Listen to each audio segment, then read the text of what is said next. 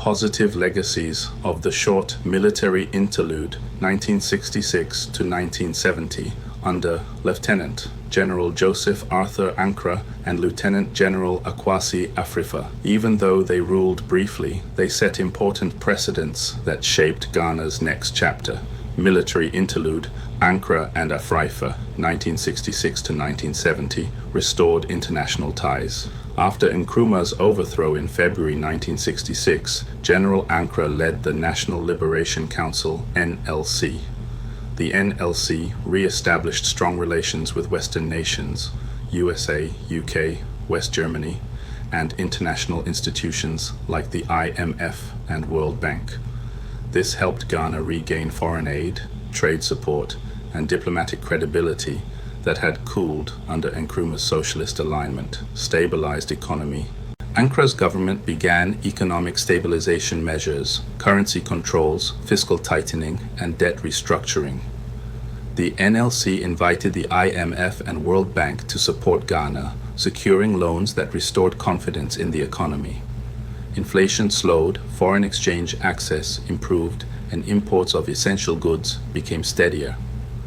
Prepared for democracy, the NLC under Ankrah initiated constitutional reforms and created the framework for a return to civilian governance. Lieutenant General Ankrah Afrifa continued this effort by supervising the 1969 elections, which ushered in the Second Republic. Afrifa's leadership demonstrated that the military could hand over peacefully to civilians, a rare move in Africa at the time, promoted agriculture. The NLC launched programs to boost food production, especially cocoa and staple crops. By improving conditions for farmers and cooperatives, Ghana regained some agricultural momentum. These policies also helped stabilize rural economies after years of ambitious but strained industrial investments. Peaceful handover to civilian rule. In 1969, Afrifa organized and oversaw elections that brought Dr. Kofi Abrefa Busia and the Progress Party to power.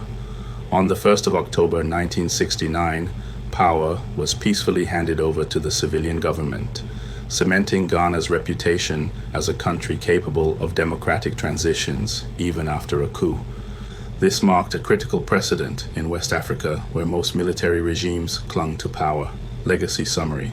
The Ankrah Afrifa era, 1966 to 1970, was short but significant. They reset Ghana's foreign relations, stabilized the economy, and most importantly, proved that peaceful transitions to civilian rule were possible.